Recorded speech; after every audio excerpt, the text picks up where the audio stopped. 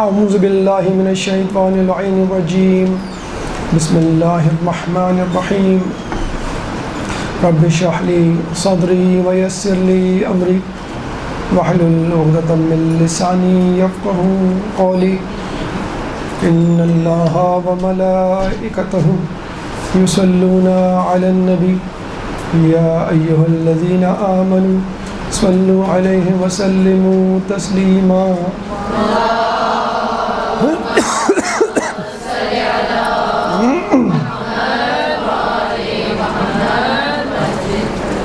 فلسفہ قربانی ہمارا آج کا موضوع، وہ اس لیے کہ عالمی پیمانے پر اگر ہم نگاہ دوڑائیں تو لاکھوں فرزندان توحید سرزمین حجاز میں سنت ابراہیم کو تازہ کرنے کے لیے جمع ہیں، اور اس کے ساتھ ساتھ مقامی سطح پر تمام مسلمان اپنے اپنے گھروں میں 10 ذی الحج کو قربانی پیش کرنے کے لیے بھرپور تیاری میں مصروف ہے۔ لیکن ان دونوں پہلوؤں سے زیادہ جو ایک اور اہم پہلو ہے اس موضوع کو آج منتخب کرنے کا، وہ ہے فلسفہ قربانی، کہ خود قربانی ہم سے کیا تقاضا کرتی ہے، اس کا پس منظر کیا ہے، اس کے اہداف کیا ہیں، اور سب سے بڑھ کر ہماری ذمہ داری کیا ہے۔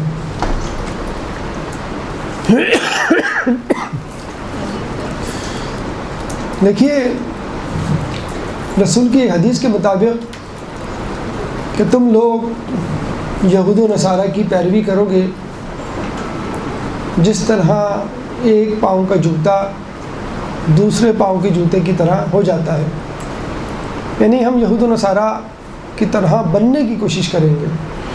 اور یہ حقیقت ہے، ہماری زبان نہیں رہی، ہمارا لباس مغرب کا دیا ہوا ہے، ہمارا منہ کا نوالا یعنی ہماری غذا، ہماری ڈشز مغرب سے لی ہوئی ہیں، ہمارا طرز زندگی، طرز فکر، ہماری شادی بیاہ کی رسومات، ہمارے خواب تک مغرب سے، یہود و نصارہ سے لیے گئے ہیں۔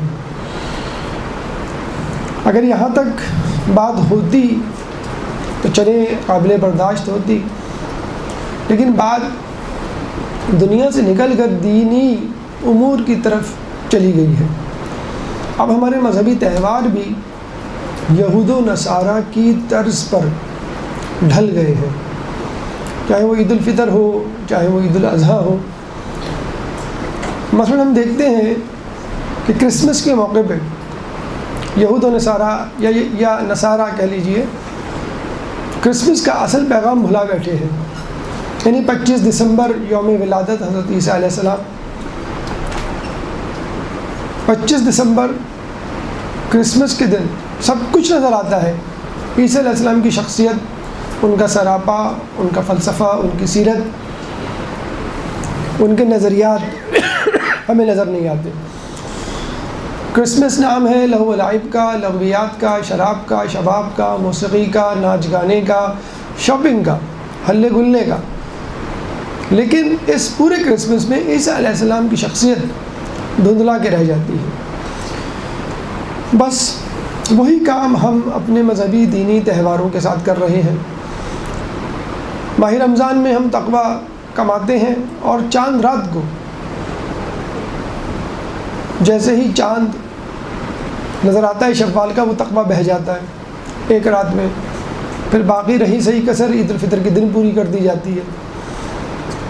اس کے بعد عید الاضحیٰ، سنت ابراہیم، ایسا نبی جو نہ صرف ہمارا بلکہ یہود و نصارہ کا بھی نبی ہے۔ کچھ تاریخیں کہتی ہیں یہ ہندوؤں کا بھی نبی تھا، جس کی تعلیمات کو ہندوؤں نے بھلا دیا، اور وہ دوبارہ اپنے پرانے بت پرستی کے دور میں داخل ہو گئے۔ چنانچہ ہم دینی تہوار کو منانے میں بھی یہود و نصارہ کے مرہون منت ہیں اور ان کی طرف دیکھ رہے ہیں. ہماری عید الاضحیٰ ہونی چاہیے تھی سیرت ابراہیمی کو زندہ کرنے کے لیے، ان کی سیرت کے پہلوؤں کو اجاگر کرنے کے لیے، عہد و پیمان کے لیے، ان کے پیچھے چلنے کے لیے، ان کے واقعات اور ان کی حکایات کو اپنی گفتگو کا موضوع بنانے کے لیے. لیکن ہماری تمام تر گفتگو گائے، بیل، جانور، ان کی قیمتیں اور ان سے تیار ہونے والی ڈشز، باربیکیو کے پروگرامات اور پھر اس کے بعد اس کے اثرات میں کھو کے رہ گئی ہے. چنانچہ آج ہم اس گفتگو میں کوشش کریں گے کہ عید الاضحیٰ کے جو اہم پیغامات ہیں یا اس کا جو اصل فلسفہ ہے اس پر روشنی ڈالیں، تاکہ کوشش کریں کہ ہم کم از کم عام لوگوں سے ممیز نظر آئیں اور دین ابراہیم کو، سنت ابراہیم کو حقیقی طور پہ تازہ کریں. سب سے پہلے تو عید الاضحیٰ یا قربانی کے معنی کی طرف چلتے ہیں. ایک درود پڑھ دیں محمد والے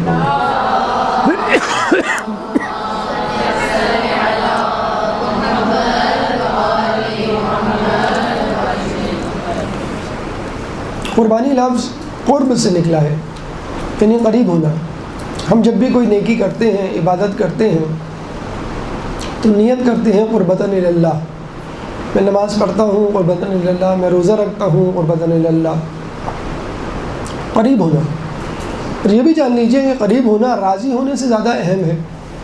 جب ہم دیندار بنے، جب ہم نیکی کی طرف آئے، تو خود بخود ہمارا خدا ہم سے راضی ہو گیا. جب ہم نے گمراہی کا راستہ چھوڑا، صراط مستقیم اپنایا، اللہ ہم سے راضی ہو گیا. اب ہماری کوشش اللہ سے قریب تر ہونا ہے. اور اللہ سے قریب ترین نقطہ، اللہ سے قریب ترین جگہ مقام محمود ہے کہ جہاں پر رسول اللہ اور ان کے اہل بیت جاگزی ہوں گے، اور ہمیں اپنا پڑوس ان کے گھر کے آس پاس ہی تلاش کرنا ہے. اسی طرح جیسے اس کی مثال بالکل ایسی ہے، ہم کسی بچے سے پوچھتے ہیں بیٹا آپ کا امتحان میں کیا ٹارگٹ ہے؟ اگر وہ کہتا ہے کہ بس میں پاس ہو جاؤں، تو ہم کیا کہتے ہیں بھئی یہ تو کوئی ٹارگٹ نہیں ہوا، یہ تو تم جان چھڑا رہے ہو، یہ تم جبرن کوئی امتحان دے رہے ہو. وہ کیا کہتا ہے کہ میں پوزیشن لانا چاہتا ہوں، میں اچھے گریڈ لانا چاہتا ہوں، A+ لانا چاہتا ہوں. پھر ہم کہیں گے ہاں تم یہ امتحان شوق سے دے رہے ہو اور تم پوری محنت کر رہے ہو. صرف راضی نہیں کرنا ہے اللہ کو، اللہ کے قریب ہونا ہے. ہر نماز، ہر نیکی، ہر قربانی آپ کو اللہ سے قریب کر رہی ہے. اللہ سمجھیے ایک مرکز ہے اور ایک بہت بڑا دائرہ ہے، اور اس میں ہم اپنے مرکز کی طرف چل رہے ہیں. تو جو جتنا قریب ہے وہ اتنا مرکز سے قریب ہے، جو اللہ سے قریب ہے وہ اپنے مرکز سے قریب ہے. تو یہ دوڑ قیامت تک یا ہمارے مرنے تک چلتی رہے گی مسلسل.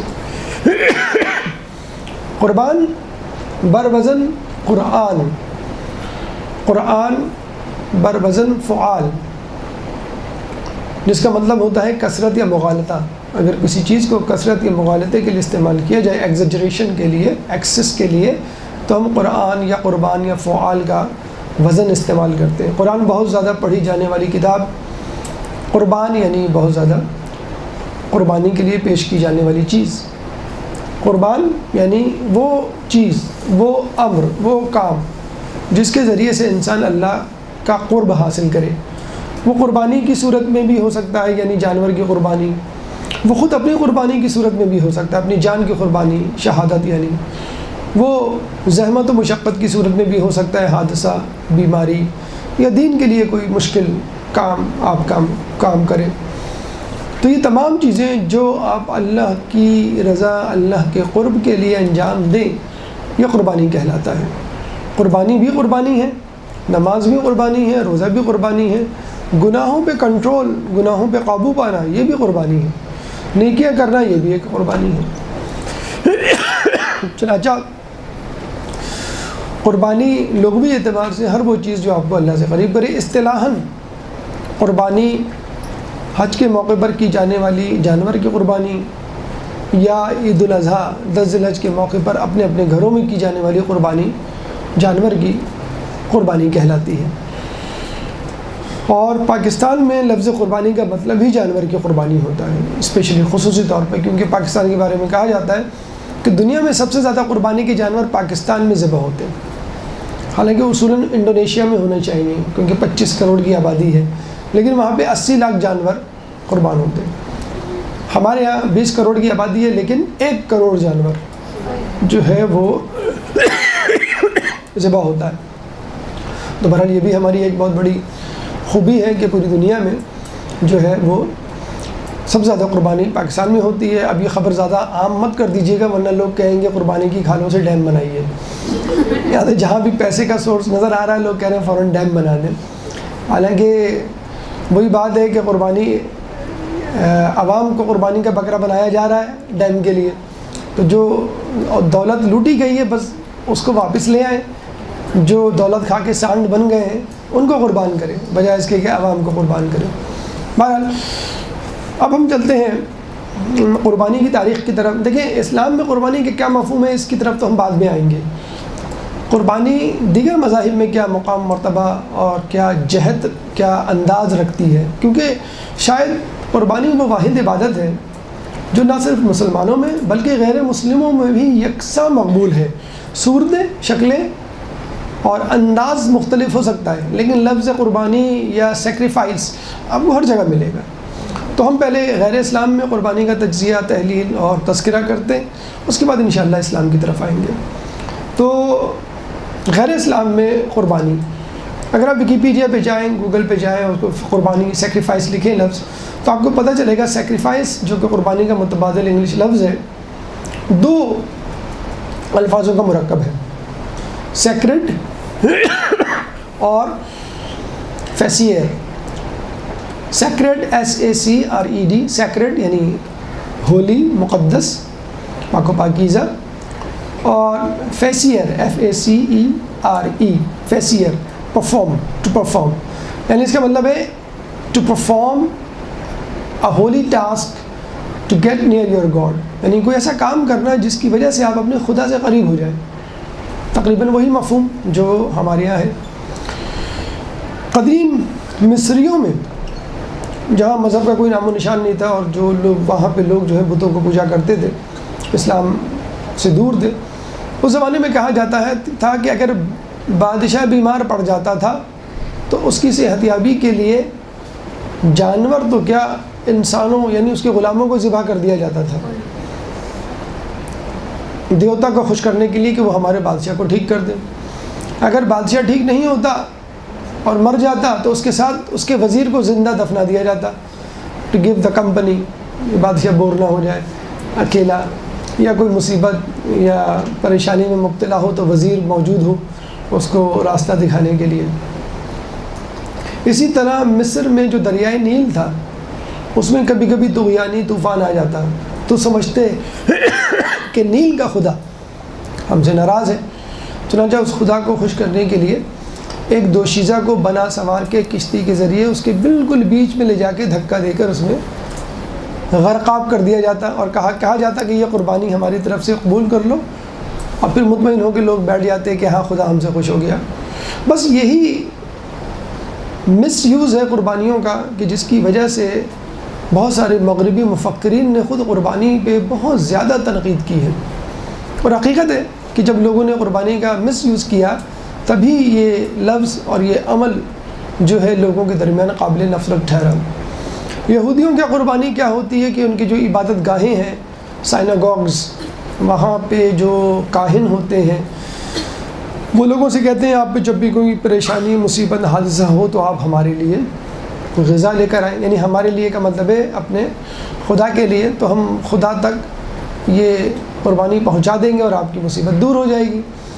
تو وہ اناج، جانور اور اجناس اور شراب تک لاتے تھے اور ان کو عبادت گاہ کی سپرد کر دیا کرتے تھے۔ عیسائیوں کی باری آئی تو انہوں نے کہا کہ بھائی ہماری قربانی تو عیسیٰ علیہ السلام دے چکے اور اب ہمیں کسی قربانی کی ضرورت نہیں، اور اب خدا ہمیں تمام مصیبتوں سے، زحمتوں سے محفوظ رکھے گا۔ چنانچہ عیسیٰ علیہ السلام کا ایک دوسرا نام لیمب آف گاڈ، خدا کا بچڑا بھی مشہور ہے، اور یہیں سے غالباً نکلا ہے قربانی کا بکرا، جو اردو میں محاورہ میں استعمال کرتے ہیں نا، اسکیپ گوٹ یا فال گائے۔ آپ نے دیکھا ہوگا اسکول کے زمانے میں ہر کلاس میں ایک بدھو سا لڑکا ہوتا تھا جس کو سب لوگ بیوقوف بناتے تھے، شور سب پوری کلاس مچاتی تھی، جب ٹیچر آتا تھا بیچارہ وہ بدھو لڑکا جو ہے پھنس جاتا تھا۔ ہر گلی میں ایک بیوقوف سا لڑکا ہوتا ہے، جب کرکٹ کی گیند کسی گھر میں چلی جاتی ہے تو اس کو چڑھا دیتے ہیں چنے کے جھاڑ پہ، اور وہ دیوار پہ چڑھ کے اندر چھلانگیں لگا لیتا ہے۔ انکل نکلتے ہیں تو کہتے ہیں کہ اس بچے نے یہ بدماشی کی ہے، یہ خود گیا ہے، وغیرہ وغیرہ۔ تو ہر جگہ، حتیٰ کہ جو آپ کی جو مائنورٹیز ہوتی ہیں کسی بھی جگہ پر، یہ خود قربانی کا بکرا بن رہی ہوتی ہے۔ جو مائنورٹیز ہوتی ہیں یہ خود قربانی کا بکرا بن رہی ہوتی ہیں۔ شیعہ قربانی کا بکرا بنتے ہیں، اسماعیلی، بہری، قادیانی، کرسچنز، یہودی، جو ایسے ملک میں رہ رہے ہیں جہاں پہ ان کی تعداد بہت کم ہے۔ امیگرنٹس جو اس وقت کینیڈا، امریکہ اور یورپ میں جا رہے ہیں، مسلمان ہوں یا غیر مسلم، وہ خود قربانی کا بکرا بنتے ہیں۔ یعنی لوگوں میں اہلیت سکت نہیں ہوتی ہے جابس کی یا کوئی کام کرنے کی، تو وہ الزام دیتے ہیں امیگرنٹس کو کہ ان کی وجہ سے ہماری جابس ماری جا رہی ہیں، وغیرہ وغیرہ۔ تو یہ اسکیپ گوٹ، قربانی کا بکرا، فال گائے، یہ الفاظ یہیں سے آئے ہیں کہ آپ مغربی مفکرین نے جو قربانی پہ تنقید کی ہے وہ یہی تنقید کی ہے کہ آپ اپنی خطاؤں اور لغزشوں اور کوتاہیوں کا ذمہ دار کسی ایک فرد واحد کو قرار دیتے یا کسی اقلیتی گروپ کو قرار دیتے اور اس پر ظلم و ستم کے پہاڑ توڑتے ہیں، اور پھر کہتے ہیں کہ بس اب ہم بری ذمہ ہو گئے اور اب جو ہے ہمارا مسئلہ حل ہو گیا، اب جو ہے ہم پہ مصیبتیں پریشانیاں نہیں آئیں گی۔ تو یہ پہلے سے چلتا آ رہا ہے۔ تو عیسیٰ علیہ السلام کے بارے میں کہا جاتا تھا کہ یہ قربانی کا بکرا بن گئے، یا یہ لیمب آف گاڈ بن گئے، اب یہ مصلوب ہو گئے اور اللہ نے ان کی قربانی کو قبول کر لیا، اب ہم جتنے بھی چاہیں گناہ کریں۔ اللہ تعالیٰ عیسیٰ علیہ السلام کی طرف سے دی گئی قربانی کو قبول کر چکا اور ہمیں بھی معاف کر چکا ان کے ساتھ ساتھ۔ لیکن جتنا بدنام غالباً قربانی کو ہندوؤں نے کیا ہے شاید کسی اور قوم نے نہیں کیا۔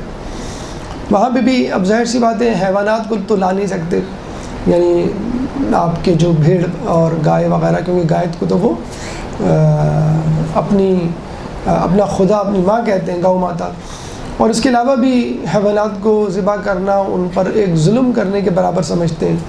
تو بہت سارے لوگ جو ہیں ویجیٹیرینز بن گئے ہیں۔ آپ کو یہ لوگ امریکہ میں بھی نظر آئیں گے اس قسم کے، ان کے ہم نوا، اور خود ہندوؤں میں بھی، اور وہ بھی یہی کہتے ہیں کہ بھئی بہترین غذا قربانی کے لیے پیش کرو، تو وہ گھی، دودھ، مکھن، سبزیاں، پھل اور کھانے پینے کی جو بھی چیزیں ہیں، گیہوں، گندم، وہ پیش کر دیا کرتے تھے۔ اور ہندو سادھو جو مندر کے منتظمین اور عبادت گزار لوگ ہوتے تھے، وہ اس کھانے پہ قبضہ کر لیتے تھے اور اس کو خود اپنے لیے استعمال کرتے تھے۔ چلیں یہاں تک پھر بھی بات کسی حد تک سمجھ میں آتی ہے، لیکن جب لالچ حد سے بڑھے تو لالچ کی کوئی انتہا، کوئی حد نہیں ہوتی ہے۔ انہوں نے ایک اور ذریعہ نکالا کہ جس سے لانگ ٹرم بنیادوں پر ان کا ذرائع آمدنی بحال ہو۔ کیا کہا انہوں نے؟ بھئی مرد کے مرنے کے بعد، شوہر کے مرنے کے بعد عورت کو جینے کا کوئی حق نہیں، اس کو چاہیے وہ بھی مر جائے۔ ایسا کہنے والوں کو خود چلو بھر پانی میں ڈوب مرنا چاہیے۔ انہوں نے کہا بھی عورت کو خود مر جانا چاہیے۔ چلیں یہ بھی ٹھیک کہ عورت کو خود مر جانا چاہیے۔ اب میں آگے کی آپ کو بات بتاؤں گا تو پھر آپ کہیں گے بالکل آپ نے صحیح کہا کہ یہ اس حد تک تو پھر بھی ٹھیک تھا۔ کس طرح مرنا چاہیے؟ شادی کے عروسی جوڑے میں، اور وہ تمام زیورات پہن کر جو اس نے شادی کے موقع پہ پہنے، بلکہ وہ زیورات جو اس نے شادی کے بعد پہنے اور جو اس کی ماں نے بچا کے رکھے تھے کہ بھی بہت سارے مواقع آئیں گے اس پہ دینے کے لیے، سابقے اور لاحقے تمام زیورات، تمام سونے کی چیزیں وہ پہن لیتی ہے۔ 25 چوڑیاں ہیں، 4 بالیاں، تمام چیزیں وہ پہن کر بیچاری عروسی جوڑے میں کھڑی ہو جاتی ہے، اس کو آگ لگا دی جاتی ہے۔ کپڑا جل جاتا ہے، جسم جل جاتا ہے، گوشت جل جاتا ہے، بال جل جاتے ہیں، ہڈی جل جاتی ہے۔ نہیں جلتا تو سونا جو اس کے جسم پر ہوتا ہے، بلکہ سونا تو خالص ہو جاتا ہے جلنے کے بعد۔ وہ اسی کا تو انتظار کرتے ہیں، رات ہوتی ہے، مندر کے دروازے بند کر دیے جاتے ہیں، سب کو نکال دیا جاتا ہے اور وہ سونا پھر کھرچ کے جمع کیا جاتا ہے۔ ہر سال دو چار اگر اس طرح مرنے لگی تو ان کے یہاں تو ماشاءاللہ کافی ان کی آمدنی ہو جائے گی. اس طرح ان کے خزانے بھرنے لگے. آپ میں سے جو ہسٹری کے طالب علم ہیں انہوں نے سومناتھ کا مندر سنا ہوگا کہ وہاں کیا ہوا تھا اور محمود غزنوی کیوں جانا چاہتا تھا اور کیوں اس نے 17 حملے کیے. جب وہ وہاں پہنچا تو ہندوؤں نے کہا کہ دیکھو ہمارے مندر کو ہاتھ مت لگانا, ہمارے دیوتا جی مراقبے کی حالت میں ہیں اور وہ چھت اور زمین کے درمیان فضا میں معلق ہے, اور یہ ہمارا کرشمہ اور یہ ان کا معجزہ ہے اور یہ ہماری حقانیت کی دلیل. جب وہ وہاں پہ پہنچا اپنے وزیروں کے ساتھ تو دیکھا واقعی دیوتا جی جو ہیں وہ ہوا میں معلق, ہوا چھت اور فرش کے درمیان, نہ اوپر سے کوئی چیز زنجیر لٹک رہی ہے نہ نیچے سے کوئی ستون. تو جو کچھ شاطر قسم کے ذہین قسم کے وزیر تھے انہوں نے محمود غزنوی کو کہا کہ آپ اس کی چھت پر منجنیق سے پتھر کی بارش کریں.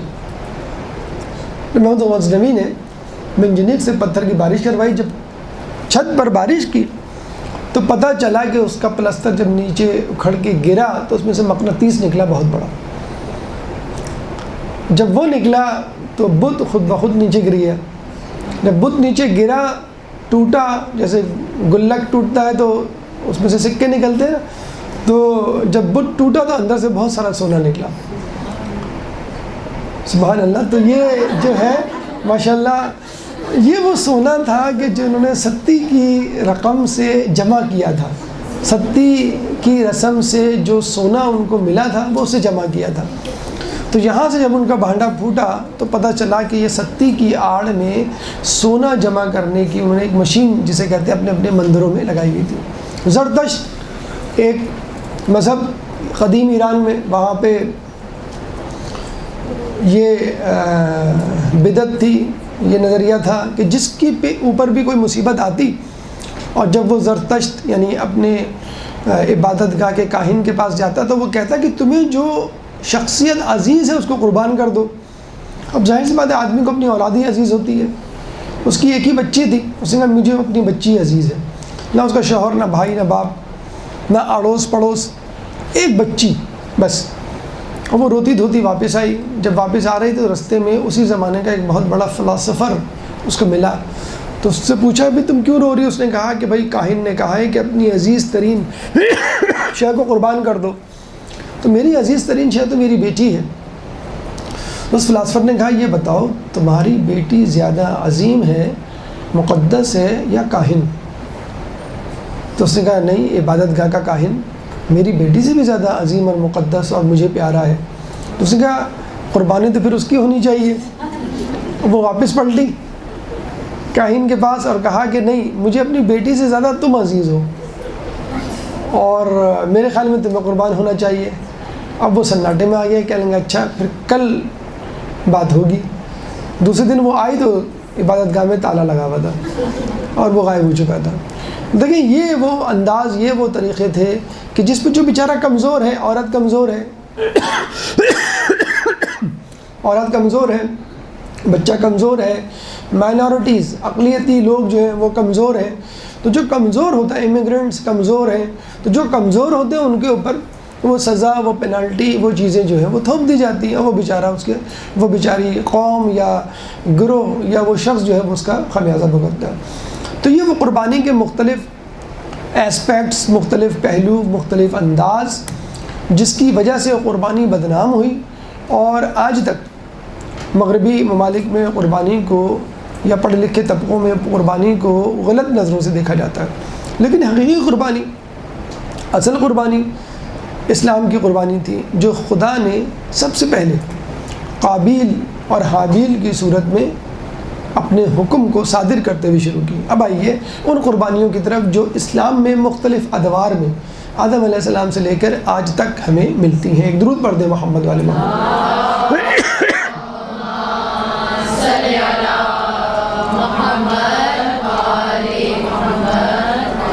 سب سے پہلی قربانی جب آدم علیہ السلام نے اپنا خلیفہ و جانشین بنانے کے لیے حابیل کا انتخاب کیا تو قابیل آڑے آ گیا. اس نے کہا کہ نہیں, میں جانشین بننے کے زیادہ قابل ہوں. تو آدم علیہ السلام بیچارے پریشان ہوئے، کیا کریں؟ تو اللہ نے ان کو حکم دیا کہ ان دونوں کو کہو کہ یہ اپنی اپنی قربانی پیش کریں، جس کی قربانی اچھی ہوگی میں اس کی قربانی کو قبول کر لوں گا اور وہ تمہارا جانشین بن جائے گا۔ دونوں کو کہا گیا کہ بھئی تم اپنی اپنی قربانی پیش کرو۔ قابیل زراعت پیشہ تھا، وہ گندم لے کر آیا۔ حابیل مویشی چراتا تھا، وہ مویشی ایک دمبا لے کر آیا۔ لیکن فرق یہ تھا، قابیل باسی سڑی ہوئی گندم لے کر آیا اور حابیل ایک صحت مند توانا جانور بھیڑ لے کر آیا۔ اللہ تعالیٰ نے آسمان سے ایک بجلی بھیجی اور اس بجلی نے اس گوسفند، اس بھیڑ کو کھا لیا اور گندم ویسی رہی۔ آسمان سے بجلی آنے کا مطلب اور اس قربانی کو خاکستر کرنے کا مطلب ہی یہ ہوتا تھا کہ اللہ نے آپ کی قربانی قبول کر لی۔ چنانچہ اس کی قربانی قبول ہو گئی اور قابیل کی قربانی رہ گئی۔ اب قابیل کو آیا غصہ، تو اس نے حسد کے مارے، خدا کا تو کچھ بگاڑ نہیں سکتا تھا، تو اس نے حابیل کو کہا کہ میں تجھے قتل کروں گا۔ تو حابیل نے کہا کہ دیکھو، قربانی متقی لوگوں کی ہی قبول ہوتی ہے اور اس میں میرا کیا قصور، اور اگر تم مجھے قتل کرو گے تو میں تمہیں کچھ بھی نہیں کہوں گا یا کروں گا تمہارے ساتھ۔ میں چاہتا ہوں کہ یہ اس گناہ کا بار، میرے بھی گناہ کا بار تم ہی اٹھاؤ۔ پھر اس نے حابیل کو قتل کیا اور حابیل کو قتل کرنے کے بعد اس کی لاش کو لے کے گھومتا رہا کہ اب میں اس کو کہاں ڈالوں، کیا کروں۔ تو ایک کوے کو دیکھا کہ جس نے ایک قبر کھودی، گڑھا کھودا اور دوسرے مردہ کوے کو اس میں دفنایا، اور اس کو دیکھتے ہوئے پھر اس نے اپنے بھائی حابیل کو دفنایا۔ اس کا تذکرہ قرآن میں سورہ مائدہ آیت نمبر 27 میں ملتا ہے۔ سورہ مائدہ قرآن کا 5واں سورہ ہے، چیپٹر 5 ورس نمبر 27۔ اذ قربا قربانا فتقبل من احدہما ولم يتقبل من الآخر قال لأقتلنك قال انما يتقبل اللہ من المتقین۔ اللہ فرماتا ہے اذ قربا قربانا، جب ان دونوں نے قربانی کی، فتقبل من احدہما، تو ان میں سے ایک کی قربانی کو قبول کیا گیا، ولم یتقبل من الآخر، اور ان میں سے ایک کی قربانی کو قبول نہیں کیا گیا۔ اب جس کی قربانی کو نہیں قبول کیا گیا، کس کی؟ قابیل کی، اس نے کیا کہا؟ لأقتلنک، میں تجھے قتل کر کے چھوڑوں گا۔ تو جس کو کہا، یعنی کس کو؟ حابیل کو، اس نے کیا جواب دیا؟ انما یتقبل اللہ من المتقین، بے شک اللہ تعالیٰ متقیوں کے اعمال قبول کرتا ہے۔ اور یہ حدیث ہم نے شاید پہلے بھی آپ کو سنائی ہوگی۔ یہ آیت کے ضمن میں ایک واقعہ ہمارے چھٹے امام، امام جعفر صادق علیہ السلام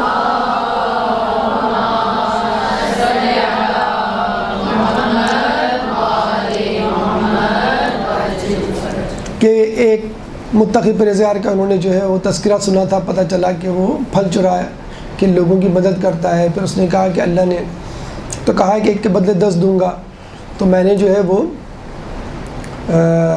4 پھل چرائے ہیں تو 40 نے کیا، اور اگر میں نے چرائے ہیں تو 4 گناہ کیے ہیں تو 36 نہیں کیے، تو ابھی بھی میرے ہاتھ میں ہے۔ تو امام نے پھر یہی آیت پڑھی تھی، سورہ مائدہ آیت نمبر 27، کہ اللہ فرماتا ہے انما یتقبل اللہ من المتقین، کہ بے شک اللہ متقیوں کے اعمال قبول کرتا ہے۔ جس طرح حابیل کی نیکی کو قبول کیا، اس طرح تمہاری نیکی کو قبول نہیں کرے گا، یعنی جس طرح قابیل کی نیکی کو قبول نہیں کیا، اس طرح تمہاری بھی نیکی کو قبول نہیں کرے گا۔ تو یہ قربانی تاریخ میں دی جانے والی سب سے پہلی قربانی تھی، خدا کی طرف سے تھی۔ اس کا مطلب کیا ہوا کہ باقی قربانیاں بھی اسی کو مد نظر رکھتے ہوئے بعد میں دی گئی۔ پھر ہم دیکھتے ہیں کہ آسمان سے بجلی کا آنا، قربانی کا ہونا، پھر اصل قربانی کا خاکستر ہونا اور قبول ہونا، یہ بنی اسرائیل تک چلا۔ اس لیے رسول اللہ کے آنے کے بعد بھی کچھ یہودی مسلسل ان سے اصرار کرتے رہے کہ ہمیں کوئی ایسی قربانی اور کوئی ایسا معجزہ دکھائیں کہ جس میں قربانی دی جائے اور آسمان سے ایک بجلی آئے اور اس کو جلا کے خاکستر کر دیں۔ خیر معجزے تو وہ ہر قسم کے مانگا کرتے تھے، وہ ایک فرمائشی پروگرام تھا ان کا، جو نبی کو وہ سمجھتے تھے کوئی جادوگر ہے، کوئی کرتب باز ہے، کہ بس وہ ہمیں معجزے اور کرتب بازی دکھا دکھا کے خوش کرتے رہے۔ مثلا کہ تم جو ہو وہ زمین سے لے کے آسمان تک ایک سیڑھی لگواؤ، ہم اس سیڑھی پہ چڑھ کے خود دیکھیں گے آسمان کے اوپر کیا ہے اور خدا کہاں ہے۔ تو وہ اس قسم کے فرمائشی پروگرام بھی ان کے ہوتے تھے۔ بہرحال اب آئیے قربانی ابراہیم علیہ السلام کی، جو کہ حج کے موقع پر جس کو زندہ کیا جاتا ہے اور ہم بھی اپنے اپنے گھروں میں اس کی یاد مناتے ہیں۔ ابراہیم علیہ السلام نے خواب دیکھا کہ میں اپنے بیٹے اسماعیل کو ذبح کر رہا ہوں۔ انہوں نے یہ خواب اسماعیل علیہ السلام کو آ کے سنایا۔ اسماعیل علیہ السلام نے کہا کہ اللہ جیسا مشورہ دے رہا ہے آپ ایسا کیجئے اور آپ مجھے صابروں میں سے پائیں گے۔ ابراہیم علیہ السلام ان کو قربان گاہ کی طرف لے کے گئے۔ اس دوران شیطان 3 مرتبہ آیا اور 3 لوگوں کو بہکایا، آپ کو، آپ کی زوجہ حاجرہ علیہ السلام کو اور آپ کے بیٹے اسماعیل علیہ السلام کو، اور تینوں نے شیطان کی بات پر عمل کرنے سے انکار کر دیا، جس کی وجہ سے ہم جمرات میں رمی کرتے ہیں اور 3 شیطانوں کو جو ہے وہ کنکریاں مارتے ہیں۔ یہ ہیں وہ 3 مواقع، اور شیطان کچھ لوگ کچھ اور لوگوں کو 3 سمجھ لیتے ہیں۔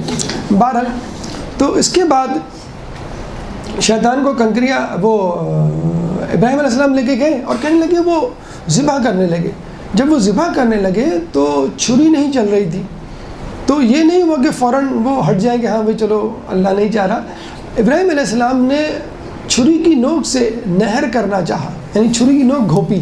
جب وہ سیدھی طرح ذبح نہیں ہوئے تو چھری کی نوک گھوپی۔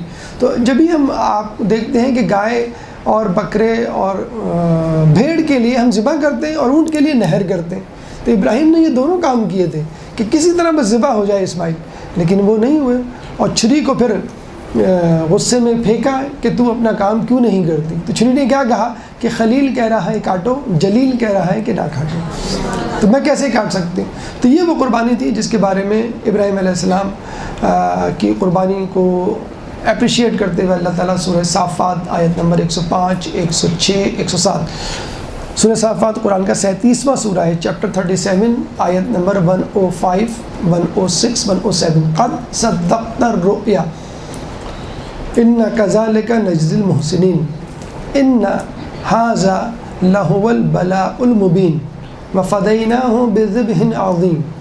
قد صدقت الرؤیا، بے شک اس نے اپنا خواب سچ کر دکھایا۔ ان کذالک نجزی المحسنین، بے شک ہم محسنین کو اسی طرح جزائے خیر دیتے ہیں۔ ان ھذا لہو البلاء المبین، اور یہ ایک بہت بڑی کڑی اور کھلی آزمائش تھی۔ وفدیناہ بذبح عظیم، اور اس کے بدلے ہم نے ایک بہت ذبح عظیم کو قرار دیا، اس کا سبسٹیچیوٹ، اس کا متبادل۔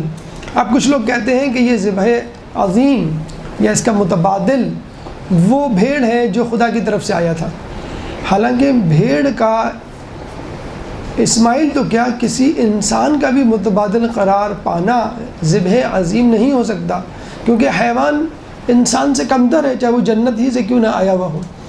تو اسماعیل علیہ السلام تو بہرحال بدرجہ اولیٰ نبی تھے۔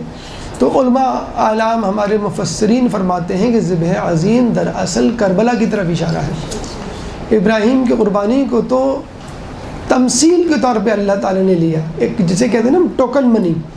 جب پراپرٹی خریدنے جاتے ہیں تو لوگ کہتے ہیں کہ بھئی ٹھیک ہے معاملہ طے ہو گیا، ٹھیک ہے آپ ٹوکن منی دے دیں۔ آپ ٹوکن منی یعنی بہت چھوٹی سی اماؤنٹ دے دیتے ہیں اور کہتے ہیں کہ بھئی اصل اماؤنٹ ہم بعد میں دیں گے جب جو ہے وہ آپ اس کو مکمل خرید لیں گے۔ تو یہ ٹوکن منی تھی، جو عبادت تھی وہ ٹوکن تھی، حقیقت میں تو قربان نہیں ہوئے تھے اسماعیل علیہ السلام۔ اور جناب حسین حقیقی طور پہ قربان ہوئے، نہ صرف وہ قربان ہوئے بلکہ ان کے جانثار اور ان کے اولاد اور ان کے اہل بیت بھی قربان ہوئے۔ اب آئیے اس قربانی کے بعد رسول اللہ بلکہ حضرت عبد المطلب کی قربانی کی طرف چلتے ہیں۔ درود پڑھ دیں محمد والے محمد۔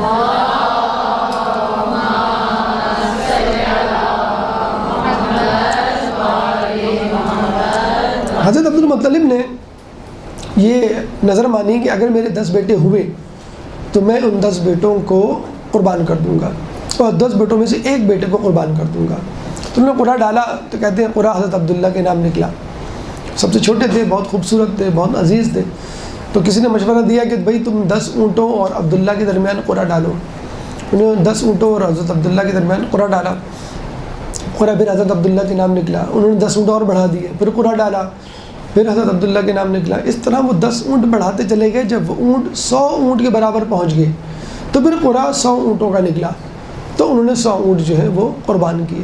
اور کہتے ہیں کہ اس کے بعد اسلام میں قصاص کے لیے جو بلڈ منی ہوتی ہے، یعنی اگر کسی کو قتل کر دیا گیا ہے تو اس کے رشتہ دار اس کے قصاص کا مطالبہ کر سکتے ہیں، یعنی انسان کے بدلے انسان، لیکن اگر وہ معاف کرنا چاہیں تو وہ 100 اونٹوں کے برابر رقم لینے کے حقدار ہیں، اور قتل کرنے والے کو اور اس کے رشتہ داروں کو یہ اماؤنٹ دینی چاہیے۔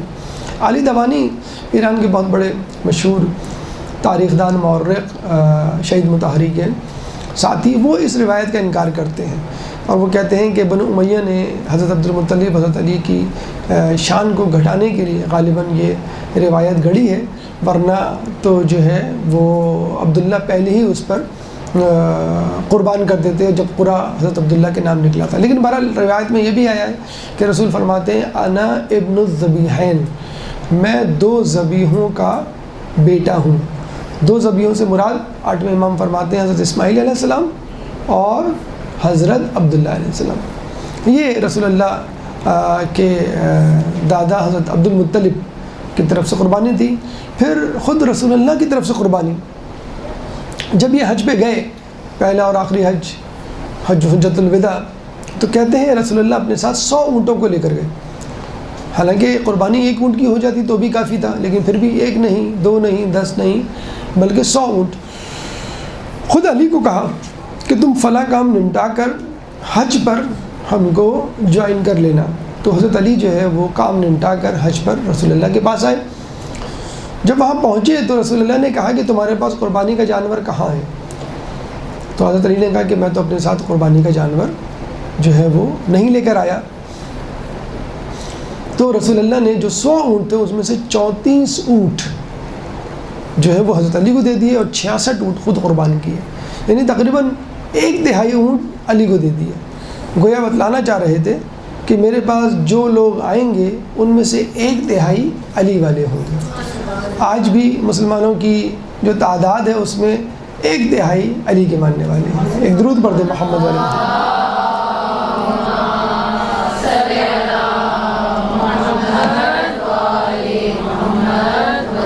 علی کی قربانی، کہتے ہیں کہ رسول کی وفات کے بعد علی حسن و حسین اور بی بی کو لے کر مدینہ کی گلیوں میں نکلے اور ہر دروازے پہ دستک دی اور اپنی خلافت کا حق جتایا اور اپنی مدد کے لیے لوگوں کو جمع کرنے کی کوشش کی۔ تو کہتے ہیں کہ فقط 24 لوگوں نے اس کی حامی بھری۔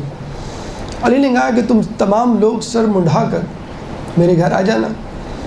تو جب وہاں آئے تو کہتے ہیں صرف 4 لوگ پہنچے تھے، سلیمان فارسی، عمار یاسر، مقداد بن اسود اور ابو ذر غفاری۔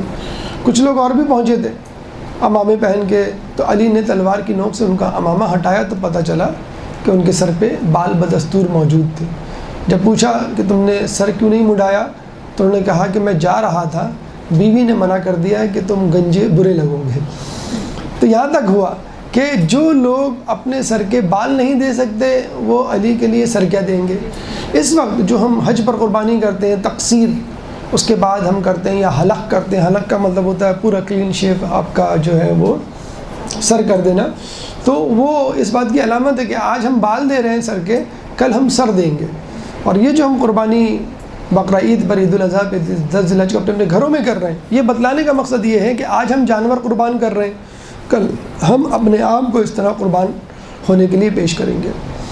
تو یہ مختلف قسم کی قربانیاں۔ اس کے بعد قربانی عید الاضحیٰ کے علاوہ بھی مختلف انداز سے ہو سکتی ہے۔ مثلا نظر آپ کر لیں کہ بھئی میں نے فلاں کام میرا ہو گیا تو میں قربانی کروں گا، تو وہ واجب ہو جائے گی قربانی آپ کے لیے۔ عقیقے کے لیے قربانی ہوتی ہے، نئے گھر میں شفٹ ہونے کے بعد قربانی ہوتی ہے، سفر پہ جانے سے پہلے کے لیے قربانی ہوتی ہے، یا کوئی بیمار ہے، کسی مصیبت میں مبتلا ہے، کوئی خوف ہے آپ کو، تو آپ بکرا کر دیتے ہیں، قربانی کر دیتے ہیں کہ اللہ تعالیٰ ہمیں متوقع حادثہ یا نقصان سے بچا لے۔ تو یہ مختلف مختلف واقعات تھے، مختلف پہلو ہیں اسلام میں قربانی کے حوالے سے۔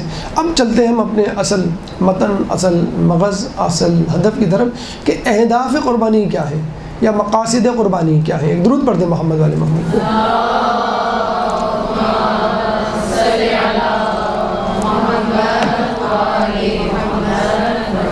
دیکھیے سب سے پہلا ہدف سورہ مائدہ آیت نمبر 3، الیوم اکملت لکم دینکم واتممت علیکم نعمتی ورضیت لکم الاسلام دینا، یہ آیت ہم پڑھتے ہیں غدیر خم والی۔ اسی آیت کا پہلا ٹکڑا قربانی کے جانوروں کے ذبیحے اور ان کے حلال حرام ہونے کے حوالے سے ہے۔ دیکھیے، سب سے پہلے تو اللہ تعالیٰ آپ کو شدت پسندی سے بچا رہا ہے۔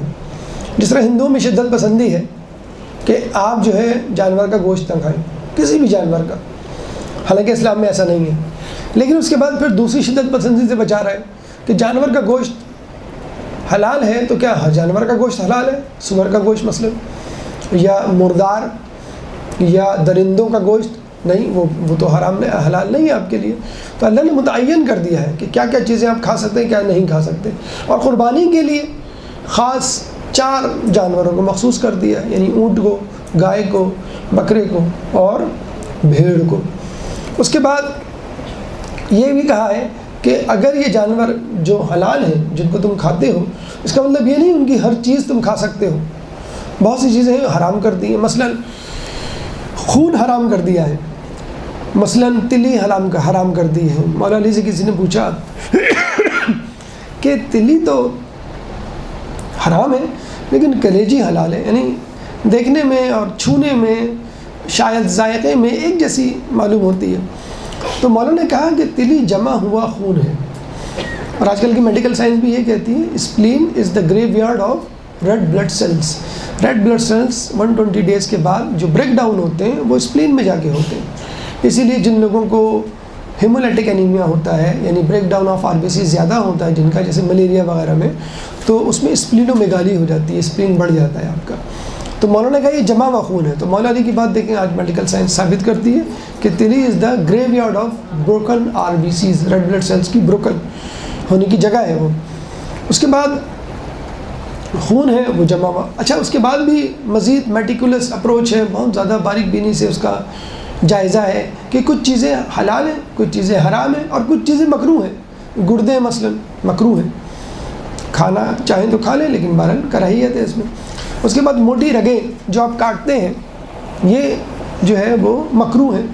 اس کے علاوہ اذین جو آپ کا دل ہوتا ہے، یعنی بکرے کا یا گائے کا جو آپ کھا رہے ہیں، بکرے کے دل کے اوپر کے 2 خانے، 4 خانے ہوتے ہیں، اوپر کے اوریکل یا ایٹریا، نیچے کے وینٹریکلس کہلاتے ہیں۔ نیچے والے خانوں کو بطین کہتے ہیں، اوپر والے خانے کو اذین کہتے ہیں، کان کی شکل کے ہوتے ہیں اس لیے ان کو اذین کہتے ہیں۔ تو وہ مکروہ ہیں، پورا دل نہیں، دل کے اوپر کے 2 چیمبرز جس میں سے بلڈ آتا ہے، ایک لنگز کی طرف آتا ہے اور ایک پوری باڈی کی طرف سے آتا ہے۔ تو یہ تمام تفصیلات دینے کا مقصد یہ ہے کہ انسان اپنے جسم میں جو چیز داخل کرتا ہے اس کی بھی ایک اپنی اہمیت اور اثرات ہوتے ہیں، روحانی اور جسمانی دونوں۔ جسمانی اس حوالے سے کہ اگر بہت زیادہ گوشت کھائیں گے تو انسان شقی القلب ہو جاتا ہے، ایک بیماری ہے گاؤٹ، گٹھیا کی بیماری، یورک ایسڈ لیول بڑھنے کی وجہ سے جو ہوتی ہے وہ ہو جاتا ہے۔ اگر کم گوشت کھائیں گے تو میگالو بلاسٹک انیمیا، جس میں RBCs بڑے ہو جاتے ہیں، ہندوؤں کو یہ بیماری زیادہ ہوتی ہے، ویجیٹیرینز کو یہ بیماری زیادہ ہوتی ہے۔ تو یہ شدت پسندی اس سے بچایا جا رہا ہے کہ آپ ہر قسم کے جانور، جیسے چائنیز ہیں، جاپنیز ہیں، آسٹریلیا میں بھی کچھ لوگوں نے اور امریکہ میں بھی کچھ لوگوں نے یہ شروع کر دیا، انسیکٹس کھانے شروع کر دیے، کیڑے مکوڑے، چھپکلیاں کھانی شروع کر دی ہیں، اور بس چوہے کھانے شروع کر دیے، کاکروچز کھانے شروع کر دیے۔ مطلب بڑی بڑی سیلیبریٹیز کو باقاعدہ BBC کے کک شو میں بلایا جاتا ہے اور ان کو جو ہے وہ کاکروچ کو سکا کر فرینچ فرائز کی طرح یا تکوں کی طرح جو کھلایا جاتا ہے، وہ کہتے ہیں کہ لکس لائک چپس۔ تو مجھے بتائیے کہ اس مقام پر پہنچنے کے بعد، اتنی دولت حاصل کرنے کے بعد، جب آپ جو ہے چوہے، بلی اور یہ کاکروچز کھا رہے ہیں تو یہ انسانیت کی ترقی نہیں، تنزلی ہے، یہ اس کی پستی ہے اور اس کی اہانت ہے کہ ہم اس قسم کی چیزیں کھائیں۔ تو اللہ آپ کو بالکل انسان کو گوشت نہ کھانے سے بھی گوشت کھانے سے منع نہیں کر رہا، اور یہ بھی نہیں کہہ رہا کہ بس سب کچھ کھا لو، بلکہ جو کچھ حلال کیا ہے اس میں بھی سلیکٹڈ پارٹس ہیں۔ اچھا، جو کچھ حلال کیا ہے اس کو ذبح کرنے کا بھی طریقہ معین کر دیا ہے۔ یہ نہیں کہ بس اگر گائے، بکرا، بھیڑ، اونٹ حلال ہے تو بس آپ نے بس تلوار کی طرح سر قلم کیا اور کھا لیا، حرام ہو جائے گا گوشت۔ اس طرح بھی نہیں کر سکتے، باقاعدہ ایک جو ہے وہ اس کو لٹا کے رکھنا ہے، بلکہ آپ نے دیکھا کتنی زیادہ تفصیلات ہیں کہ اگر آپ کو بیل گائے کو گرانا ہے اور اس کو کاٹنا ہے تو اس سے پہلے آپ کو چاروں ٹانگیں پکڑنی ہے اور دم چھوڑ دینی ہے. اسی طرح اگر بھیڑ ہے تو پچھلی کی 2 ٹانگیں چھوڑ دینی ہے. اگر کیا نام کہ اونٹ ہے کھڑا کر کے اس کو نہر کر رہے ہیں تو بس آگے کا ایک بایاں پاؤں باندھنا ہے. بٹھا کے کر رہے ہیں تو دونوں کے اس کے دونوں کے پیچھے جو پاؤں ہیں وہ باندھنے ہیں. یعنی اتنی زیادہ تفصیل ہے کہ اللہ تعالیٰ یہ بتائے کہ جانور کو کتنا باندھنا ہے، کون سی ٹانگ کھلی رکھنی، کون سی باندھنی ہے. تو وہ اسلام یہ نہ بتائے کہ رسول اللہ کے بعد جانشین کون ہوگا. کتنی جسے کہتے ہیں کہ عجیب بات ہے کہ ہر تفصیل موجود ہے لیکن یہ تفصیل غائب ہے. تو اسی لیے 18 ذی الحج کو 10 ذی الحج کے قریب رکھا ہے کہ جب آپ اتنی تفصیل میں جائیں تو یہ بھی آپ سوچیں کہ اللہ تعالیٰ نے اتنی تفصیل ذبیحہ میں رکھی ہے. تو اللہ تعالیٰ کو خدا نخواستہ یہ شعور نہیں کہ رسول کے بعد رسول کی امت کو جسے کہتے ہیں بے مہار چھوڑ دیا جائے اور جو چاہیں جس طرح چاہیں اپنا خلیفہ منتخب کر لیں. بہرحال تو جانور کو ذبح کرنا. اچھا پہلے زمانے میں جانور بڑے عجیب و غریب، پوری تفصیل سورہ مائدہ کی آیت نمبر 3 میں دی، بڑے عجیب و غریب انداز سے وہ ذبح کیا جاتا ہے. اس کو ذبح کرنا کہہ نہیں سکتے. مثلا گلا گھونٹ کے ذبح کر دیا جاتا تھا، یعنی گلا گھونٹ کے آپ اس کو مار دیتے تھے. چکن وغیرہ تو کم از کم گلا گھونٹ سکتے ہیں اس کا، چکن گھونٹ وہ اس کا گلا گھونٹ کے آپ مار دیتے ہو پھر کھا لیتے تھے. اچھا ایک تو تلوار سے قطع کر دیتے تھے، یہ بھی غلط ہے. اچھا ایک جو ہے وہ 2 لکڑیوں کے درمیان اس کا سر دے کر اس کو کریش کر دیا کرتے تھے. کبھی جو ہے جانور کو بلندی پہ لے جا کر اس کو دھکا دے دیا کرتے تھے، وہ مر جایا کرتا تھا. یا جو ہے وہ جانور آپس میں ان کی لڑائیاں کرواتے تھے، ان کے سینگ ایک دوسرے کو لگتے تھے اور وہ زخمی ہو کے گر کے مر جاتے تھے.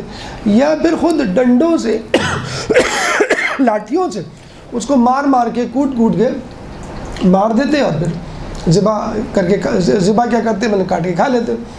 ایک عجیب و غریب طریقہ تھا کیا کہ تمام لوگوں کو جو خواہش مند ہوتے قربانی کے ان کو بلاتے اور ان کے نام لکھ کے پرچی میں قرعہ ڈالتے اور 7 نام نکال لیتے 7 اور اس کے بعد یہ کہتے کہ بھائی یہ جو 7 لوگوں کے نام نکلے ہیں یہ قربانی کا گوشت کھائیں گے اور باقی جن کے نہیں نکلے ہیں وہ پیسے دیں گے، وہ نہیں کھائیں گے. تو یہ بھی ایک طرح کا جوا ہو گیا کہ جو 7 اچھا میرے خیال میں شاید وہ 7 حصے وہیں سے آئے ہیں. ہمارے یہاں 7 حصے نہیں ہوتے، ہمارے یہاں 70 حصے بھی ہو سکتے ہیں اور ایک جانور میں 2 حصے بھی ہو سکتے ہیں. تمام مرحومین کو بھی شامل کر سکتے ہیں. اس میں کوئی لوگ پریشان ہوتے ہیں اگر ابا اماں اور رشتہ دار تمام لوگوں کو چچا خالو سب کو شامل کر لیا ہمارا حصہ کم ہو جائے گا، ہمارا ثواب نہیں. دیکھیں واٹس ایپ کا میسیج ہوتا ہے، ای میل کا میسیج ہوتا ہے، آپ 1 کو کریں گے 10 کو کریں گے 100 کو کریں سب کو جائے گا. یہ تو نہیں ہوگا بڑا میسیج تھا 100 کو گیا تو تھوڑا تھوڑا تھوڑا کر کے گیا. کوئی نیاز اور کھانا تھوڑی ہے کہ لوگ زیادہ آ گئے تو کم پڑ گئے. اور وہ میسیج آپ کے ان باکس آپ کے واٹس ایپ میسیج کے جو گروپ ہے اس میں بھی وہ موجود رہے گا بدستور. تو آپ ایک گائے میں، ایک بکرے میں، ایک بھیڑ میں، ایک اونٹ میں جتنی چاہے. ابھی میں آ رہا تھا تو گاڑی والا کہہ رہا تھا یہ جو اونٹ کھڑے ہیں یہ حصے والے اونٹ ہیں یا کہ ہر ایک کا ایک ایک اونٹ ہے. تو اس میں پریشان ہونے کی ضرورت نہیں، آپ سب کو شامل کر لیں. تو گھر کا جو سربراہ ہوتا ہے اس کی طرف بھی ایک توجہ دلانا مقصود ہے. گھر کا سربراہ جو ہے اپنے تمام گھر والوں کو اس قربانی کی نیت میں شامل کرے. صرف یہ نہیں کہ میں کر رہا ہوں، نہیں تمام لوگوں کو شامل کرے تاکہ وہ بھی اس قربانی میں شریک ہو. تو یہ مختلف قسم کے طریقہ کار ہوتے تھے جانور کو ذبح کرنے کے یا اس کو کاٹنے کے کھانے کے. ہمارے یہاں بس ایک ہی طریقہ ہے، یہ قبلہ رخ کرنا ہے، اس کو اللہ کا نام لینا ہے اور 4 رگیں کاٹنی ہیں. 4 رگیں آپ کا ٹریکیا یعنی ہوا کی نالی، ایسوفیگس غذا کی نالی، رائٹ کیروٹیڈ اور لیفٹ کیروٹیڈ، یہ 2 جو آرٹریز ہیں برین کو بلڈ سپلائی کر رہی ہیں تاکہ مکمل طور پہ اس کا تعلق برین سے ختم ہو جائے اور برین ڈیتھ ہو جائے. سائنس بھی یہ کہتی ہے آج کل brain death is the real death. Heart کا دل کا رکنا جو ہے وہ موت نہیں ہے، ذہن کا کام کرنا چھوڑ دینا وہ موت ہے. بلکہ افریقہ کے قبائلیوں پر ریسرچ بھی کی گئی ہے جو بھوک سے مر جاتے ہیں سب سے آخری آرگن جو مرتا ہے وہ برین ہے. کبھی آپ نے یہ نہیں سنا ہوگا بھوک کے عالم میں انسان اونگی بونگی حرکتیں کرے یا غلط حرکتیں کرے یا گناہ کرے. ہاں یہ سنا ہوگا آپ نے کہ پیٹ کی مستی انسان کو گناہوں پہ مجبور کر دیتی ہے یا پیٹ بھروں کے جو ہیں یہ کام دھندے ہوتے ہیں. تو بھوک کبھی بھی انسان کو جو ہے وہ غلط سوچ پہ مجبور نہیں کرتی. بہرحال تو اس کا ایک مقصد یہ بھی ہوتا ہے کیروٹیڈ آرٹریز کاٹنے کا. موٹی آرٹریز ہوتی ہیں اور دل سے ڈائریکٹ آ رہی ہوتی ہیں کیروٹیڈ جو ہے. تو اس میں خون بہت زیادہ ہوتا ہے اور بہت پریشر سے ہوتا ہے، تو وہ خون جتنا جلدی نکلے اتنا اچھا ہے، کیونکہ ہمارے یہاں کیا ہے جب آپ جانور ذبح کرتے ہیں تو جتنا خون نکل جائے وہ نجس ہوتا ہے اور جو خون رہ جائے وہ پاک ہوتا ہے. تو آپ ظاہر سی بات ہے ایک چھوٹی سی آرٹری یا وین کاٹیں گے تو کم خون نکلے گا تو کوئی فائدہ نہیں.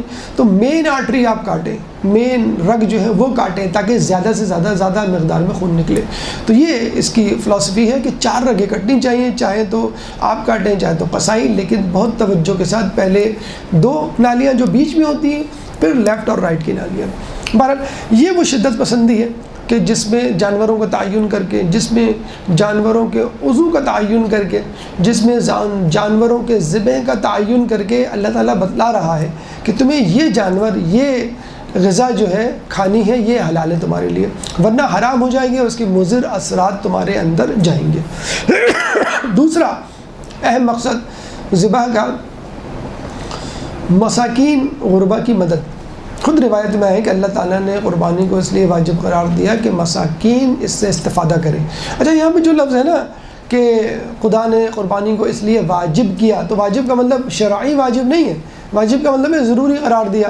تو تاکیدی مستحب ہے. ہمیشہ یاد رکھیے کہ قربانی تاکیدی مستحب ہے، اور اس میں جس طرح دیگر لوگوں میں یہ ایک کانسیپٹ آیا ہوا ہے دیگر جگہوں سے کہ یہ واجب ہے، ضروری ہے، ہر کسی کو کرنی چاہیے جو بھی صاحب استطاعت ہو، اور عورتیں بھی کر سکتی ہیں اگر وہ جاب کر رہی ہیں، اور وہ شادی شدہ عورتیں بھی کر سکتی ہیں جن کے پاس زیورات ہیں، کیونکہ زیورات بیچ کر آپ جانور خرید سکتے ہیں بآسانی.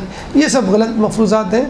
قربانی واجب ہی نہیں ہے تو اس کے لیے اپنے زیورات یا اپنی کوئی چیز بیچنا بالکل فضول ہے.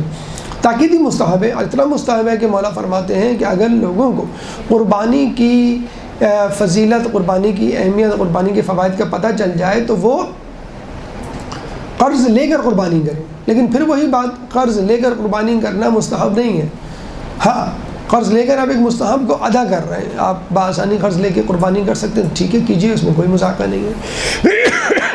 تو ہمارے یہاں یہ کہا گیا ہے کہ تن و من، صحت مند، صحیح سالم جانور ہو اور اس کی قربانی کریں. پھر 1/3 جو ہے وہ اپنے لیے رکھیں، 1/3 مومنین کے لیے، رشتہ داروں کے لیے رکھیں، اور 1/3 غریب غربا کے لیے رکھیں. تو یہی وہ فلسفہ ہے جس کے تحت آپ لوگوں کی زندگی کو آسان کریں. اور یہیں پہ ہمیں اس بات کا جواب مل جاتا ہے جو لوگ کہتے ہیں کہ قربانی سے بہتر ہے کہ آدمی جو ہے کسی غریب کو کھانا کھلا دے، کسی یتیم خانے میں پیسے دے دے، کسی غریب کو جو ہے تعلیم دلوا دے. تو ہم قربانی کر کے لوگوں کو کھانا ہی تو کھلا رہے ہیں. اور دوسری بات یہ کہ جو لوگ یہ کہتے ہیں ان کو آپ یہ کہیں کہ آپ کے ہاتھ میں جو موبائل ہے اسی کو بیچ کر آپ لوگوں کی مدد کر دیں. آپ جس گاڑی میں بیٹھ گئے ہیں اس گاڑی کو بیچ کے آپ کسی یتیم خانے میں پیسے جمع کروا دیں. آپ کے پاس جو گھر ہے 5 کمروں کا، تو آپ 2 کمروں کا گھر لے لیں بیچ کے اس کو. تو اس طرح تو پھر کوئی بھی نہیں بچے گا کہ ہر کسی کے پاس سے آپ کو جو ہے کچھ نہ کچھ نکالنا پڑے گا. تو جو کر سکتا ہے آسانی کے ساتھ یقیناً وہ قربانی کرے، لیکن پھر وہی بات ہے کہ واجب کے زمرے میں پھر بھی نہیں آئے گا. فضیلت بہرحال بہت ہے.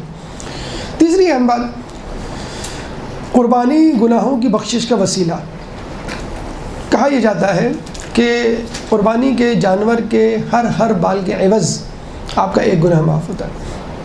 بلکہ یہ بھی کہا گیا روایتوں میں کہ قربانی کے جانور کا خون کا قطرہ زمین پر گرنے سے پہلے جو ہے وہ آپ کے گناہ معاف ہو جاتے ہیں. قرآن کی سورہ حج کی آیت نمبر 37، سورہ حج قرآن کا 22واں سورہ ہے، چیپٹر 22 ورس نمبر 37. لن ینال اللہ لحومها ودماؤها، کہ اللہ کے ہاں تمہاری قربانی کے جانور کا خون نہیں پہنچتا، گوشت نہیں پہنچتا اور نہ ہی خون پہنچتا ہے. ولیکن ینالہ التقوی منکم، ہاں اس تک تمہارا تقوی ضرور پہنچتا ہے. امام فرماتے ہیں کہ اللہ تعالیٰ نے قربانی اس لیے واجب کی تاکہ لوگوں کے تقوی کا اندازہ ہو جائے. اس ایک اور روایت میں ملتا ہے کہ اللہ نے روزے اس لیے واجب کیے تاکہ لوگوں کے خلوص کا ہمیں اللہ کو پتہ چل جائے. تو یہ وہ تقوی ہے جو اللہ تک پہنچتا ہے، اور یہی وہ تقوی ہے، یہی وہ قربانی ہے جس کی وجہ سے آپ کے گناہوں کی، آپ کی خطاؤں کی لغزش ہوتی ہے. اس کے بعد قربانی خیر و برکت کا ذریعہ ہے، لیکن جو سب سے بڑا اجر، جو سب سے بڑا کام، جو سب سے بڑا مرتبہ مقام جو ملتا ہے وہ یہ ہے کہ انسان اللہ کے قریب ہو جاتا ہے، جو بھی سب سے پہلے ہم نے بیان کیا، قربانی لفظ قرب سے نکلا ہے، قریب ہونا۔ یہ فلسفہ سمجھنا بہت زیادہ ضروری ہے، تھوڑا سا مشکل ہے، لیکن بات عام مشاہدے کی ہے، اس لیے سمجھ میں آ جانی چاہیے۔ دیکھیے اللہ تعالیٰ نے جو مخلوقات پیدا کی اس کی درجہ بندی ہے۔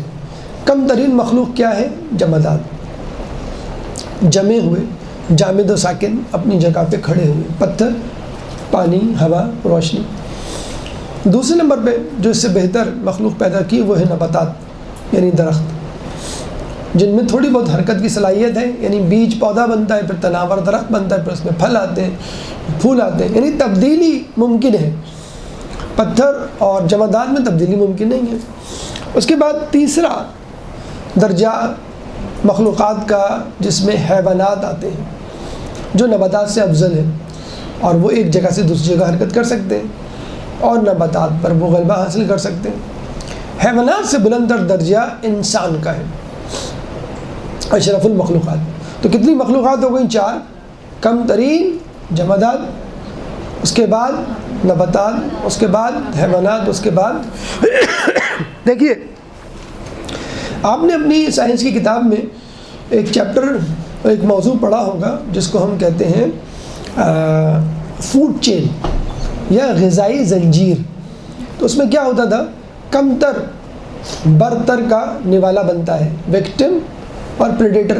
آپ نے سنا ہوگا جیسے چونٹی کو انسیکٹس گراس ہاپر کھاتا ہے، پھر گراس ہاپر کو سانپ کھاتا ہے، سانپ کو نیولا کھاتا ہے، نیولے کو باز کھاتا ہے، باز کو جو ہے وہ کوئی جانور کھاتا ہے، اس کو شیر کھاتا ہے۔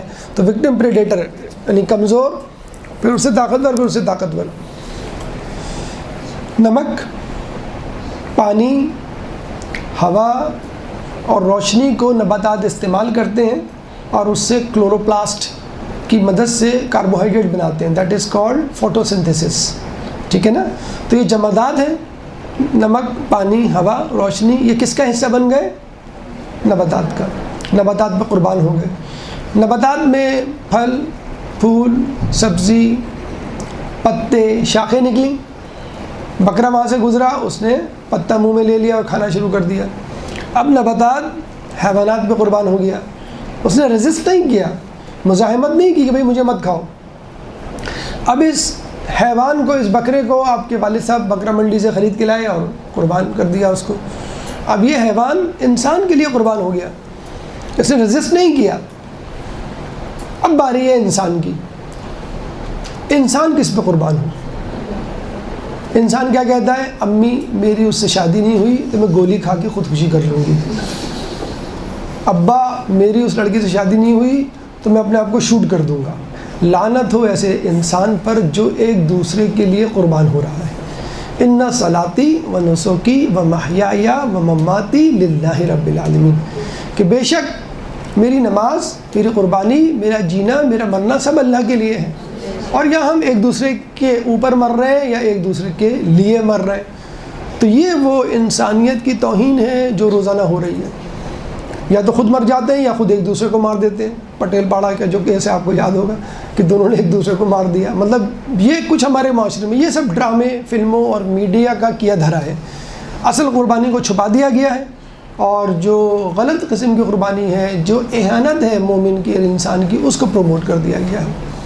اب اس میں مزید آپ اس فلسفہ سمجھیے۔ آپ تو یہ کہہ رہے ہوں گے، سمجھ رہے ہوں گے، بھئی بیچارہ جمادات کا کیا قصور جو مٹ گیا، قربان ہو گیا نباتات پہ، پھر نباتات کا کیا قصور جو حیوانات کے لیے قربان ہو گیا، پھر حیوانات کا کیا قصور بیچارے کا کہ جو انسان کے لیے قربان ہو گیا، پھر انسان بیچارے کے کیا قصور جو اللہ کی راہ میں مارا گیا۔ اب آپ سنیے، مجھے بتائیے، اگر کوئی کمتر چیز برتر چیز میں تبدیل ہو جائے اور اس کے لیے اس کو اپنے وجود کی قربانی دینی پڑے تو کیا یہ جائز نہیں ہے؟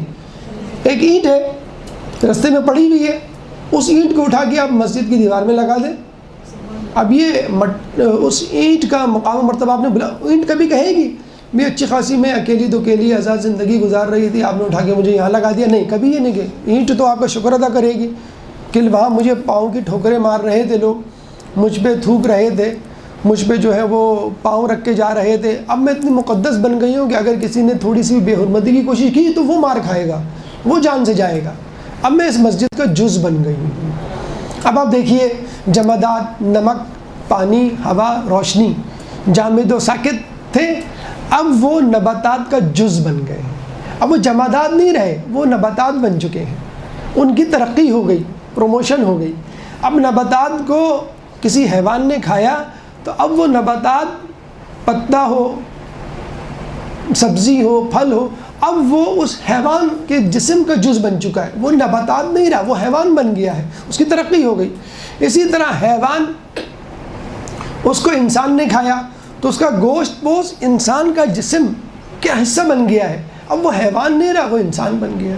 اسی طرح انسان، کون کہتا ہے کہ موت آئی تو میں مر جاؤں گا، میں تو دریا ہوں، سمندر میں اتر جاؤں گا۔ تو انسان خدا کا جز بن جاتا ہے۔ اب آپ کہیں گے کہ سر آپ شرک کروا رہے ہیں ہم سے، جی نہیں، اللہ کہتا ہے کہ جب بندہ میرے قریب آتا ہے، نیک بنتا ہے، تو میں اس کی آنکھ بن جاتا ہوں جس سے وہ دیکھتا ہے، میں اس کے کان بن جاتا ہوں جس سے وہ سنتا ہے، میں اس کی زبان بن جاتا ہوں جس سے وہ بولتا ہے، میں اس کے ہاتھ بن جاتا ہوں جس سے وہ کام کرتا ہے، میں اس کے پیر بن جاتا ہوں جس سے وہ چلتا ہے۔ میں عین اللہ، میں ید اللہ، میں لسان اللہ۔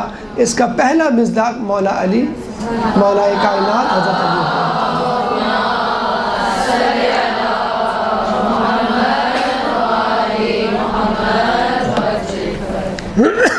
تو آپ نے دیکھا کہ قربانی سے انسان کی ترقی ہوتی ہے، پروموشن ہوتی ہے۔ ایک فطری عمل ہے کہ کمتر برتر کے لیے قربان ہو، اور اس فطری عمل کے تقاضے، اس فطری عمل کے نتیجے میں کمتر چیز کی بہتری اور ترقی ہوتی ہے، اور وہ اعلیٰ ترین شے میں تبدیل ہو جاتی ہے۔ جو ہم کہتے ہیں کہ ہم مرتے ہیں، جی نہیں، ہم مرتے نہیں ہیں، ہم جیتے ہیں، اور اللہ تعالیٰ پھر ہمیں اپنی بقا کے ساتھ رکھتا ہے، یعنی ہماری بقا اس سے مشروط ہو جاتی ہے کہ اللہ کے بندے، کہ تو نے میرے لیے جان دی، اب تجھ کو میں جنت میں رکھوں گا، اور جو میری خصوصیت ہے ہمیشہ زندہ رہنا، تجھے بھی وہ خصوصیت دوں گا، تو بھی ہمیشہ میرے ساتھ زندہ رہے گا، جب تک میری ذات رہے گی تیری ذات رہے گی۔ تو یہ وہ آخری منزل، آخری ہدف ہے جس کے تحت جو ہے وہ آپ کو آگے چلنا ہوتا ہے۔ اس کے بعد کچھ جو ہے وہ مسائل مختصراً کچھ تو ہم نے بتلا دیے ہیں، لیکن پھر بھی اعادتاً بتاتے چلیں کہ دیکھیں، قربانی کے لیے کہا یہ گیا ہے کہ جیسے ہم نے بتایا کہ تاکیدی مستحب ہے، لیکن اگر آپ نظر کی تو پھر یہ جو ہے وہ واجب بن جاتا ہے۔ قربانی آپ غیر شیعہ افراد کے ساتھ حصہ دار کے کر سکتے ہیں۔ ہمارے یہاں 7 افراد کی شرط نہیں، 7 سے زیادہ بھی ہو سکتے ہیں، 7 سے کم بھی ہو سکتے ہیں۔ قربانی کے لیے بہتر ہے کہ صحیح سالم تندرست موٹا تازہ جانور ہو، ناقص جانور نہ ہو، لیکن ناقص جانور اگر ہو تو بھی قربانی ہو جائے گی۔ یہ شرط جس کے لیے واجب ہونا ضروری ہے، ناقص نہ ہو، وہ جو حج پر قربانی دے رہے ہیں ان کے لیے ہے۔ پھر اس کے بعد یہ ہے کہ اگر کسی کا عقیقہ نہ ہو تو وہ قربانی میں اپنا عقیقہ شامل کر سکتا ہے، اگر وہ نیت کر لے تو اس کا عقیقہ ہو جائے گا۔ لیکن جس طرح عقیقے میں ہم کہتے ہیں کہ باپ اور بیٹا جس کا عقیقہ کیا جا رہا ہے وہ اس کا گوشت نہیں کھا سکتے، ایسا نہیں ہے۔ قربانی میں جس عقیقے کی نیت کی جاتی ہے اس میں آپ اس کا گوشت کھا سکتے ہیں۔ قربانی فجر کے بعد سے کی جا سکتی ہے، لیکن بہتر اور افضل وقت یہ ہے کہ سورج نکلنے کے بعد اتنا وقت کہ جتنے وقت میں آپ عید کی نماز پڑھ سکیں اس کے بعد آپ قربانی کریں۔ غیر شیعہ فرد بھی قربانی کر سکتا ہے، لیکن اللہ کا نام لینا ضروری ہے، اللہ یا اللہ اکبر۔ دیگر اسماء حسنہ بھی آپ لے سکتے ہیں، لیکن بہتر یہ ہے کہ یہی نام لیے جائیں۔ قبلہ رخ ہونا چاہیے۔ ہم عموماً اس کا سینہ یا گلا جو ہے وہ اوپر رکھتے ہیں، حالانکہ وہ جو ہے قبلہ رخ ہونا چاہیے۔ ایک صورت ہے جس میں قبلہ رخ ہونا ضروری نہیں ہے کہ اگر آپ اس کو کاٹ رہے ہیں اور کاٹتے ہوئے وہ جانور ادھوری ذبیحہ میں بھاگ جاتا ہے اور اس کے لیے ممکن نہیں ہے آپ کے لیے اس کو سیدھا لٹانا، قبلہ رخ کرنا، تو پھر آپ کسی طرح بھی اس کو کاٹ ڈالیں۔ قربانی کی جو کھال ہوتی ہے عموماً بعض لوگوں کو دیکھا گیا وہ قصائی سے ایکسچینج اور ایڈجسٹمنٹ کر لیتے ہیں اس کی اجرت کے حوالے سے، تو وہ مکروہ ہے۔ وہ آپ چاہیں تو اس کو بیچ دیں، آپ چاہیں تو اس کو کسی کو دے دیں، یا خود اس کو چاہیں تو کسی استعمال میں لے آئیں، مثلا اس کی جائے نماز بنا لیں، لیکن خود قصائی کے لیے اس کو ایکسچینج کرنا جو ہے وہ اجرت کے طور پہ مکروہ ہے۔ کسی اور جانور کو جو ذبح کرنا ہے اس کے سامنے دوسرے جانور کو ذبح کرنا جو ہے وہ مکروہ ہے۔ اسی طرح خود پالے ہوئے جانور کو ذبح کرنا، خود سے کسی کو آپ دے دیں وہ ایک الگ بات ہے، خود سے پالے ہوئے جانور کو ذبح کرنا جو ہے وہ مکروہ ہے۔ اسٹین لیس اسٹیل کی چھری نہ استعمال کریں، لوہے کی چھری استعمال کریں۔ جو قصائی آئیں چاہیں تو ان کو پہلے سے وہ چھری دے دیں اور ان کو کہیں کہ بھئی آپ اس سے پہلے ذبح کر دیں، اس کے بعد اپنی چھریاں استعمال کریں۔ بہتر تو یہ کہ آپ خود ذبح کریں اور جو اس کی دعا ہے وہ خود پڑھیں۔ آخری بات کلام آخر کے طور پر کہ آپ نے سنا ہوگا کہ نیل گائے کی نسل ختم ہو گئی، آپ نے سنا ہوگا ڈائناسورز دنیا سے ناپائید ہو گئے، آپ نے سنا ہوگا کہ جنگلی طوطا اور اس کی نسل اس دنیا سے ختم ہونے والے ہیں۔ یعنی کسی نہ کسی جانور کی نسل کی خاتمے کی خبر اور ایک جسے کہتے ہیں کہ ڈراوا کہ فلاں فلاں جانور کی نسل ختم ہونے والی ہے اور ہمیں چاہیے کہ اس کی نسل کو بچائیں، کوئی اقدامات کریں۔ لیکن کبھی آپ نے یہ نہیں سنا ہوگا کہ اونٹ کی نسل ختم ہونے والی ہے، بکرے کی نسل قریب ہے ختم ہونے کے، بھیڑ ختم ہونے والا ہے دنیا سے۔ کیوں؟ کہ جو جانور اللہ کی راہ میں ذبح ہوتے ہیں ان کی نسل کبھی نہیں ختم ہوتی، اور جس کا امام کربلا میں شہید ہوا ہو اس کے ماننے والوں کی اور اس کی نسل تو پھر کبھی بھی ختم نہیں ہو سکتی۔ اللہ تعالیٰ سے